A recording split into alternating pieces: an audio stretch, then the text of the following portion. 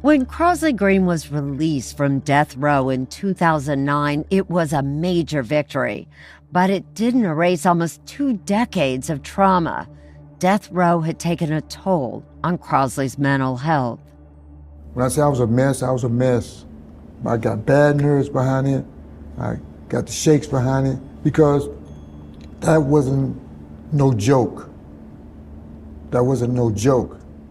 It affected his relationships with the family members he had left behind. I missed them so much, not being there to see them grow up, you know? And having them to see me in that position at times was painful. To me, it was painful.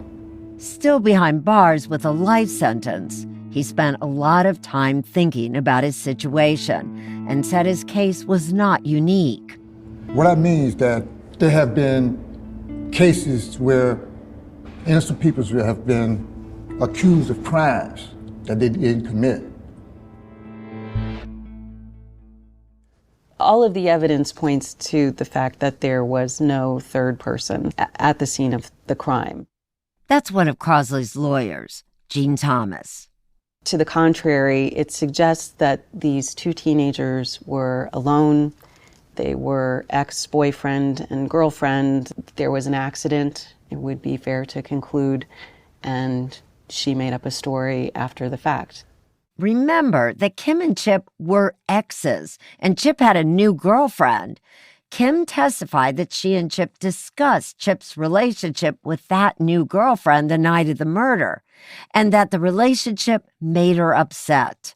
Here's Crosley's other lawyer, Keith Harrison. This is not just a simple case of mistaken identity, that the wrong person got picked out of a lineup. This is a case, it's unfortunately a classic case of what is often referred to as a racial hoax, which is a black guy did it. I'm 48 Hours correspondent Erin Moriarty.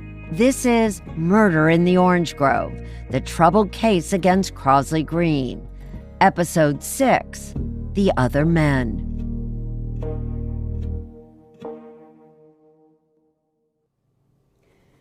Crosley, you were in court when Kim looked at you in that courtroom, pointed her finger at you and said, "This is the man who robbed and kidnapped me." What was your reaction? She points to you. What was my reaction? Was that, why? Who told her to say something like this? And it ain't true. Why would she get up there and say it the way she said? And it's not true. Our society is really guilty of this perception that just because a white female says a black man has committed a crime, we take that as gospel. This is Bill Gary, the president of the North Brevard County branch of the NAACP. We introduced him to you in episode 4. I asked him about the possibility that Crosley could be a victim of a racial hoax. I think you can go back and look at any number of situations where that was the circumstances and what happened to those persons there. I mean, I could go down the line of different cases.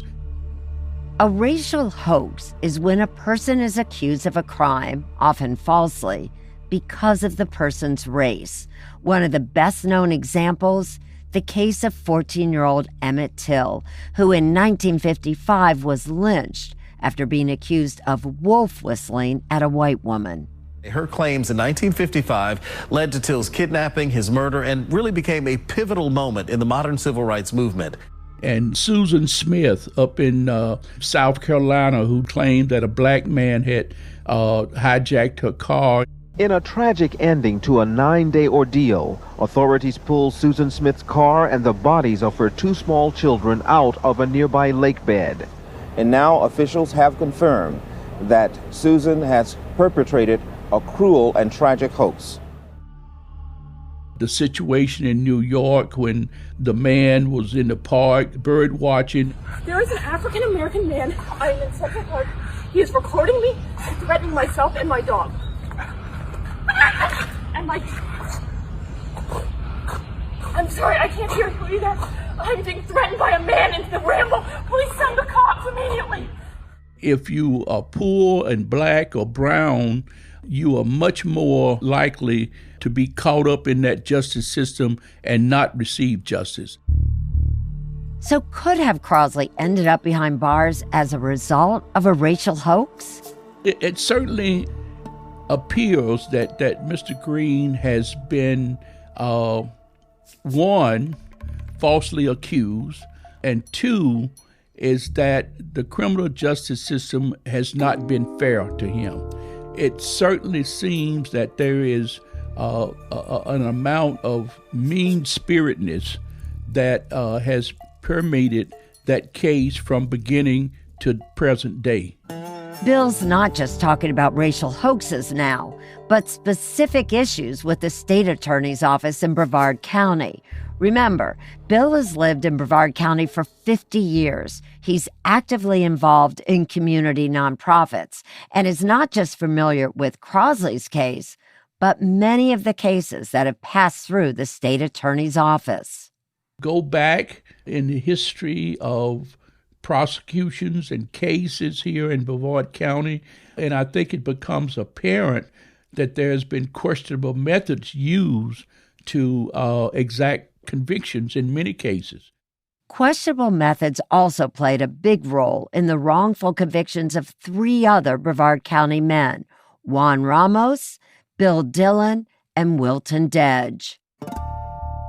In 1983, Juan Ramos was convicted of a rape and murder in Brevard County. Ramos was prosecuted by Christopher White, the same assistant state attorney who prosecuted Crosley Green.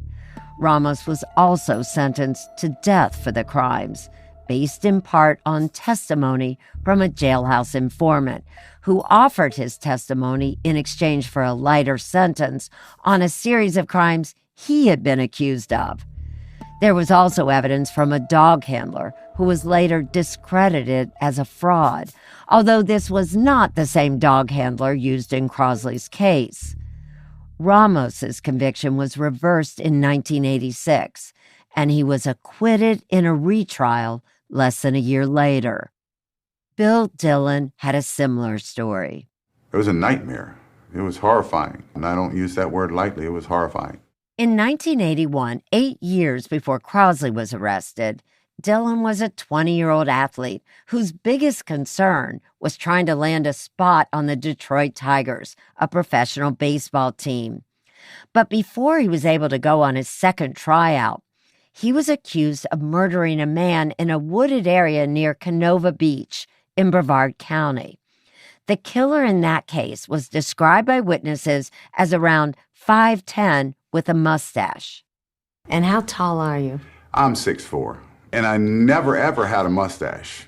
When I met Bill Dillon, I couldn't help but feel there was a deep sadness in him, almost like he couldn't believe or accept what had happened to him. Once a rising star in baseball, maybe even a contender for the major leagues, his murder conviction irreparably damaged him and completely changed the trajectory of his life. I also couldn't help but notice that a pattern seemed to be emerging here. The same discredited dog handler who testified in Ramos's trial also testified at Dillon's, claiming that his dog was able to track Dillon's scent across the highway to the crime scene, even after a hurricane had come through the area.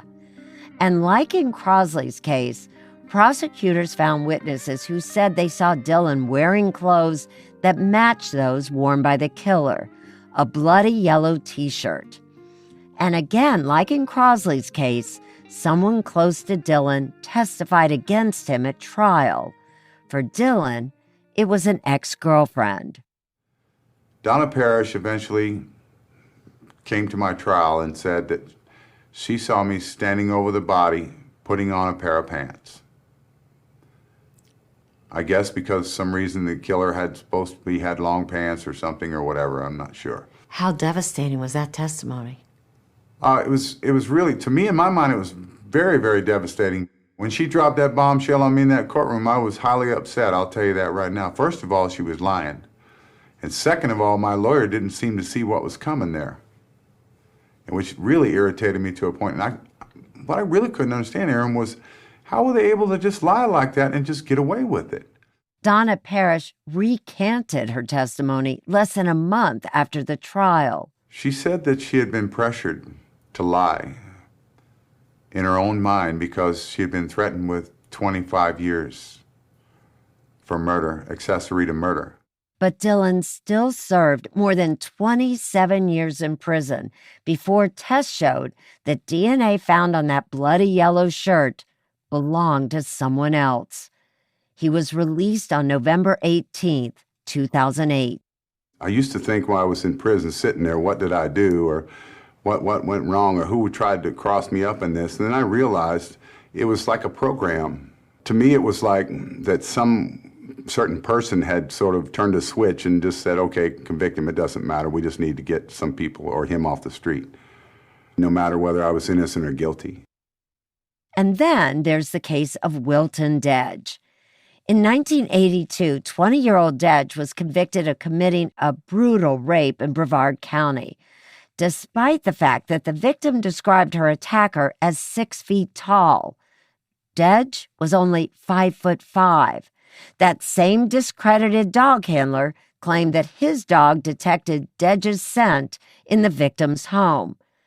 And Christopher White prosecuted that case. They got me and they started building a case around me. They pull off the dog off the shelf. Well, we really don't have any evidence. Let's bring in this guy. He'll make the evidence for us.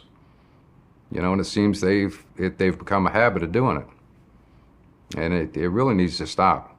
And again, it was DNA evidence that finally proved Dedge's innocence. Over 2 decades later, he was released from prison in August of 2004. There was a lot of anger. I mean, and then the stuff I had to deal with in there, the people, the atmosphere, the guards, the confinement.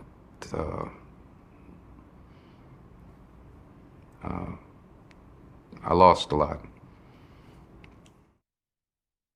Of course, hindsight is 20/20, but it seemed peculiar to me that so many cases in a relatively small county would later be overturned for problematic evidence. I feel that it's a terrible thing that an innocent person would be put behind bars. In 2015, I asked former prosecutor Christopher White how he felt about helping to put Wilton Dedge behind bars for years, only to find out later that he was the wrong man. And I don't like being a part of that if that occurred. But we presented the evidence, it laid out like it did, and it went the way it did, and all I could do is tell him that I was sorry that it worked out the way it does. I pressed White further. But what about the fact that Wilton Dedge didn't even fit the original description of the assailant? Are we going to talk about Wilton Dedge? Because if we are, I'm going to leave. I mean, this is about, I thought it was Crosley Green. It is, but you do know that the Innocence Project of Florida has accused Brevard County and your office, the office you worked in, of creating a culture of corruption, including... They have probably accused most every office in the United States of something similar. Wilton Dedge, Bill Dillon, and Juan Ramos were all wrongfully convicted and exonerated years later. But all 3 men also have another thing in common. They were not black. This is Bill Gary again. They were wrongly accused and prosecuted. And thankfully, they were able to get the kind of legal representation that they needed to prove their innocence. But many black men have not been able to do that. And that continues today.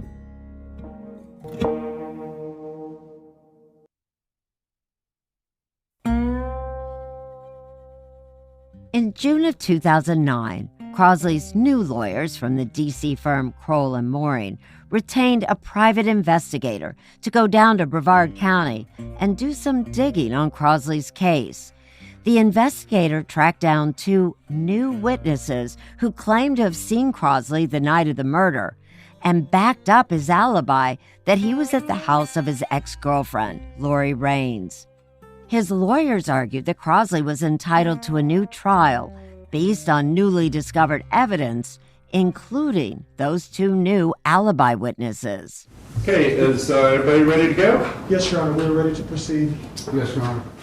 On May 27, 2011, Crosley and his lawyers arrived at a Brevard County courthouse for an evidentiary hearing. Now 53 years old, Crosley appeared thin and frail. In this hearing, the judge would not be looking at the case in its entirety, just the new evidence raised by Crosley's lawyers. Up first to testify, 36-year-old Brandon Wright. Good morning, Mr. Wright. If you come right over here to be sworn. That's good. Brandon was currently serving over 21 years on a drug conviction and wore shackles around his wrists and ankles as he gave his testimony on the stand. But back in 1989, Brandon Wright was just a 14-year-old boy living in Mims. Keith Harrison questioned him about seeing Crosley at Lori Raines' house the night of the murder. Beginning approximately what time did you see Mr. Green at Lori Raines' house on the evening of April 3rd, 1989? I think it was about 11:15. Brandon corroborated what Lori Raines had always said, that Crosley could not have committed the murder of Chip Flynn because he was at her house at the time it took place. What were you doing at Lori Raines' house at around 11:15 on the evening of April 3rd? Well, I was at Lori Raines' house because that's where we sell drugs from. Now, were you selling drugs that evening? Yes, sir, I was. He testified that he saw Crosley leave Lori's house a few times that night, but only to walk back and forth to his cousin Carlene's house, which was close by. This was new and important information.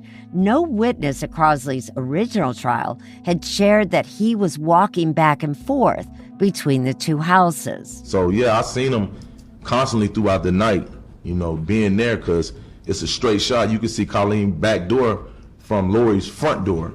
So, Can you describe for the court approximately how far the distance is from Lori Raines' house to Carlene Brothers' house? Just approximately. I'll say about 50, 60 yards. So they're in very close proximity? Yes, sir.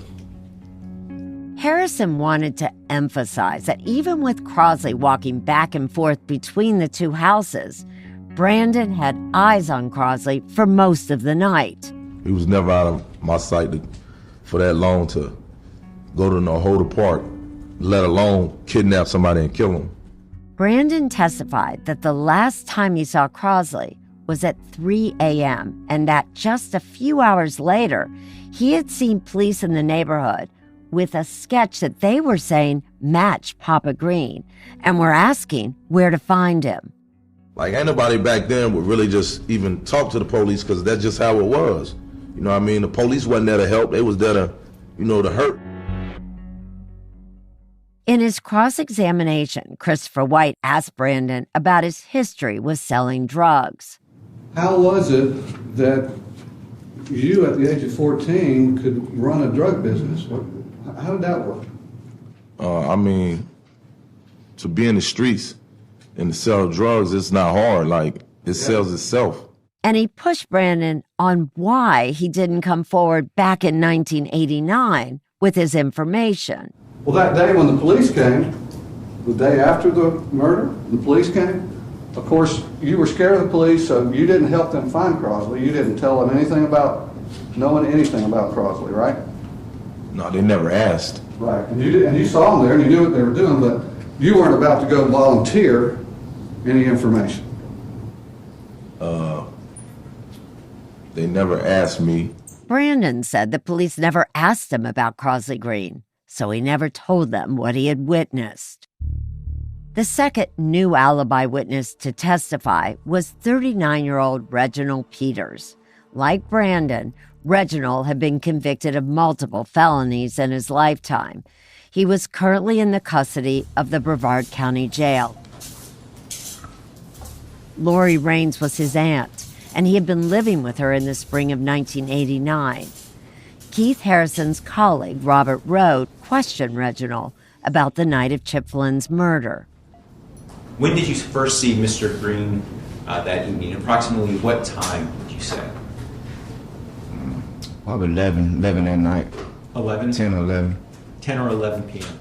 Reginald testified that he was also walking between Lori Raines and Carlene Brothers' houses the night of Chip Flynn's murder, and that he saw Crosley at both locations between 10 or 11 at night and 4:30 a.m. the next morning.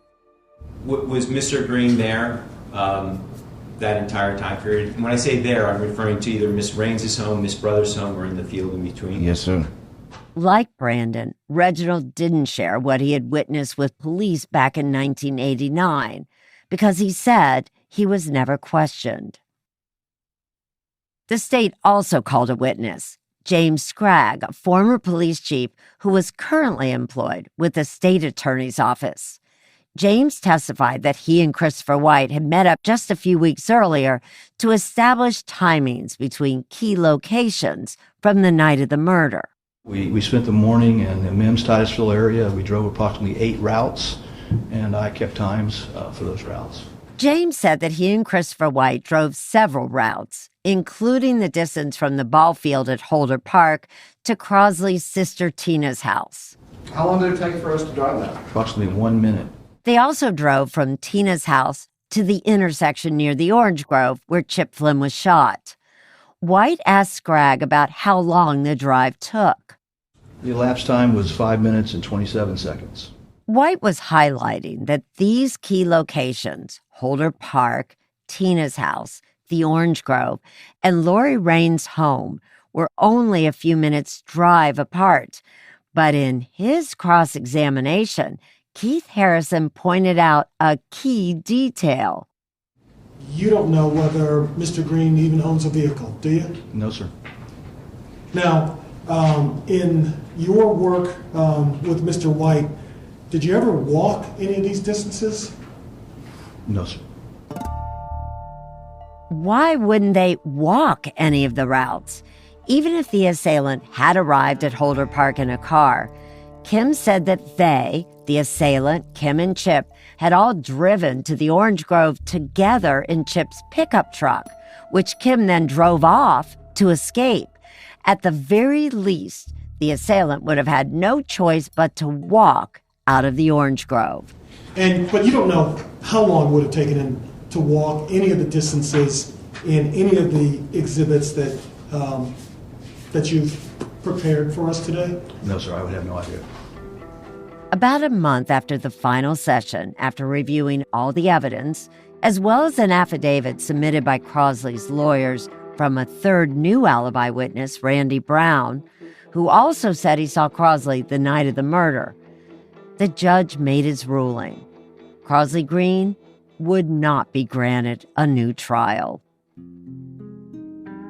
Here's some of what Christopher White later told me about why the judge reached that decision. What he said was that the testimonies of Wright, Peters, and Brown do not establish that the defendant was somewhere else when Flynn was murdered. The defendant could have committed the offenses in the above-styled case and still been seen by Wright, Peters, and Brown at Lori Brown's house. He meant Lori Raines. Given the proximity of the crime scene to the Mims housing project, the testimonies of Wright, Peters, and Brown arguably even further support the state's case because they place the defendant near the crime scene around the time the crimes were committed. Just a few weeks after that ruling, Christopher White retired. He was quoted in a press release from the state attorney's office as saying, "I enjoy a challenge, and this work has certainly been that. But more than that, I've had the privilege of seeking justice for people who were wronged." Keith Harrison had always planned to take his case to the federal level if unsuccessful in state courts in Florida. So in November 2011, Harrison went to federal court and filed what is called a petition for habeas corpus, seeking to get Crosley's conviction overturned. If you haven't realized it by now, Appealing a conviction is a tedious, frustrating, time-consuming process. The federal court dismissed Crosley's federal petition as premature because at the time he was still in the midst of state court proceedings.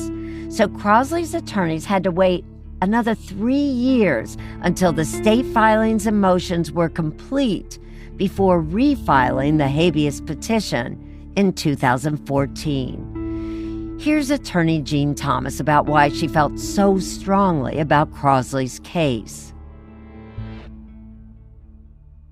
The first sentence of our petition is, this is a case about innocence. And what we really want the court to do is to have the judge roll up his sleeves and read into this case and take a hard look at the evidence and make a decision that there were dramatic constitutional violations here and order a new trial for Crosley. As a former prosecutor, it's incredibly difficult to write a brief that suggests prosecutorial misconduct. It's the last thing that really I or any of us wanted to do. The problem with this case is that whether you view it in isolation, just the facts of this case, or put it in the broader context of the Ramos, Dinch, and Dillon cases, it's hard to ignore the pattern. The prosecution and the police seem to do the wrong thing again and again and again. At the heart of the habeas petition, those notes taken by Christopher White at his meeting with officers Mark Rixey and Diane Clark, notes that he never turned over to Crosley's original defense. Those notes came up in our last episode, in an appeal at the state level. That appeal was denied, but now there was hope that the federal appeal would have a different outcome. What was your reaction when you first read those notes? I was shocked. My jaw dropped. I really couldn't believe it. I knew immediately that this was a game changer. I mean, there are a lot of things wrong with this case, but the notes really stood out to us right from the start as something that it would be hard for a court to ignore. The state has an obligation, a constitutional obligation, to turn over any materials that might be considered exculpatory, that might help Crosley in his defense. Those notes certainly are considered exculpatory material, and the prosecutor failed to turn them over. Again, Crosley's attorneys are referring to that requirement established by the U.S. Supreme Court that prosecutors hand over, quote, exculpatory material to the defense, evidence that showed Crosley was not guilty of the crime. It's probably the most important document in the entire case because it's a document that points the finger at someone other than Crosley as being the person who committed this heinous crime. Instead, it was buried, it was withheld, and it was only came to light 20 years later. Crosley's attorneys argue that by withholding crucial evidence, those notes, Christopher White had committed a Brady violation. But while their habeas petition might sound promising, Crosley's lawyers were quick to tell me that it was no golden ticket out of prison. It's a huge uphill climb, and we've told Crosley this, and he recognizes it. But the overwhelming majority of habeas petitions are denied. Many of them are denied, just out of hand. But the odds are stacked against anyone who is trying to overturn their conviction. So why is that? Because appeals court judges don't go back and look at the entire case. They only look at whether the trial judge or the prosecutors did something that denied Crosley a fair trial. It's a very high bar to meet, and there are many hurdles to clear along the way. There's this old saying, it's easy to get in and it's hard to get out.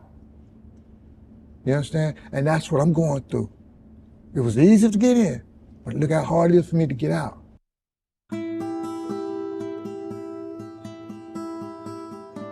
I met with Crosley for a second time back in 2015. this time at Hardy Correctional Institution. He had been a model inmate at Hardy since being transferred there over 5 years earlier and had picked up a job in maintenance. We had written to each other over the years, but it had now been over 15 years since our last face-to-face meeting on death row. It was also now 25 years since his murder conviction. Crosley was 57 years old, with graying hair and a closely cropped beard. Did you think we'd forget you? No, I knew you didn't forget me. All right, come on, have a seat over here. We were preparing a second broadcast on Crosley's story.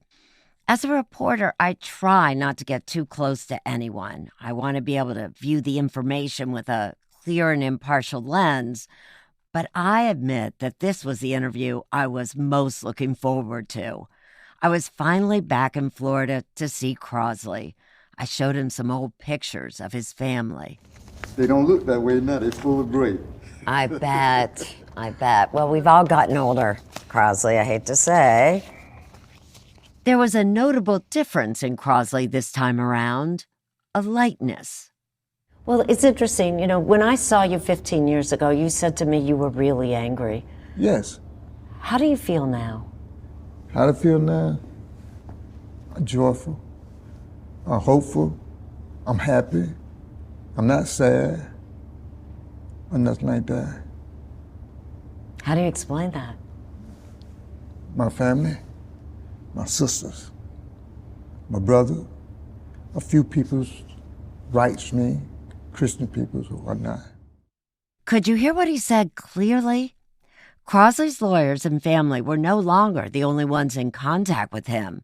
Crosley was hearing from a lot of people, including other Christians. He attributed the change I saw in him to his faith. That's what carried me through a lot of this. By me accepting God at an early time, real hard. And I just changed at that time, you know. And that change been ever since then until now. On May 30th, 2015, the second 48 Hours broadcast on the Crosley Green case aired, telling a new generation of viewers about his story. I'm Erin Moriarty. Tonight on 48 Hours. Last chance for freedom. The broadcast also featured Crosley's latest hope for his case, that habeas petition filed in federal court. The federal court could uphold Crosley Green's conviction, overturn it, or decline to review it. It's his last chance for freedom, and all Crosley Green can do now is wait. That broadcast made more people aware and invested in Crosley's case. I began receiving mail, and more importantly, so did Crosley. And finally, on January 22nd, 2016, more than a year and a half after the habeas corpus petition was filed, U.S. District Judge Roy Dalton Jr. made his ruling. He denied the appeal on a technicality. He said the petition was filed too late, that it should have been submitted back in 2011, which, if you remember, was when Keith Harrison originally filed the petition, but was told then it was premature. Too early and then too late. Crosley's case was stuck in an aggravating legal quagmire of red tape and technicalities. Crosley's lawyers fought the judge's decision for almost a year, finally arguing in front of a federal court of appeals that the petition was properly filed. After so many disappointments, I feared this hearing would not go any differently for Crosley. So you can imagine my shock when I read that the appeals court this time reversed the lower court's ruling, opening the door for Crosley's appeal to finally move forward. In 2018, Crosley was finally able to file a case in federal court. a victory in itself, although the odds that a judge would overturn Crosley's conviction were still slim. Well, it's extremely rare. There are thousands of petitions filed by people seeking to overturn their convictions every year, and it's only a very small percentage that ever get granted. But against all odds, Crosley's petition was one of them. Denial after denial, one loss after another. Crosley Green's murder conviction was finally overturned. We had a federal judge rule that Crosley Green had been wrongfully and unconstitutionally convicted over 30 years ago. It was a miracle that finally there was a court that actually looked not at the procedural hurdles, but actually looked at the merits of Crosley's case and what went wrong in the trial court and said, yes, his constitutional rights were violated. You're right, this evidence was critical to the defense. It should not have been withheld from the defense team. It should not have been withheld from the jury. And that in light of all of that, he's entitled to a new trial. Crosley's lawyers called him in prison to tell him the news. I was choked up. It was through a phone call, and I was choked up. I couldn't believe it, really. And I was at loss of words. I finally won a point of getting a trial. That's what you've always really wanted, isn't it? That's all I really wanted. A new trial. Yes, ma'am. Why? I just wanted the truth to come out. Okay? I just want the truth to come out. I had seen many versions of Crosley over the years. On death row, he had been an angry man. During his decades in prison, he had aged and become a man of faith. And now, at 60 years old, I'm the real Crosley Green. The one that very humble and love peoples, love being around peoples, you know. A person that can get along with anyone. the state had 90 days to either appeal this decision or retry Crosley. If it did neither, Crosley could finally be released from prison. Justice and freedom, it seemed, were right around the corner. Every day since I've had that ruling from the judge, I've been thinking about going home, being with my family. I'm just hoping and praying that day comes soon. In the next episode of Murder in the Orange Grove, the troubled case against Crosley Green, I called his brother, O'Connor, who couldn't even speak. He was crying. And we let the family know. They hit the road. They had to drive all the way across the state, about 5 hours. And then Gene and I decided, well, there's one chance, one flight that might get us there in time. So we rushed to make that flight, and it was really surreal.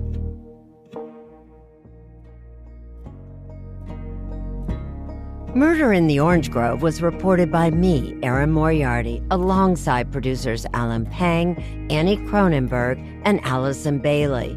Kiara Norbitz is our coordinating producer, and Florence Barreau-Adams is our story editor. Additional production support from Dylan Gordon, Marlon Polycarp, Caroline Casey, and Christine Driscoll. Judy Tygart is the executive producer of 48 Hours. Gail Zimmerman, Asena Basak, Mark Goldbaum, Charlotte Fuller, Judy Ryback, and Stephen McCain produced the original 48 Hours episodes. Associate producers were Michael Loftus and Shaheen Toki. Patty Aronofsky was the senior producer. Special thanks to Megan Marcus, Jamie Benson, Nick Poser, and Gail Spruill.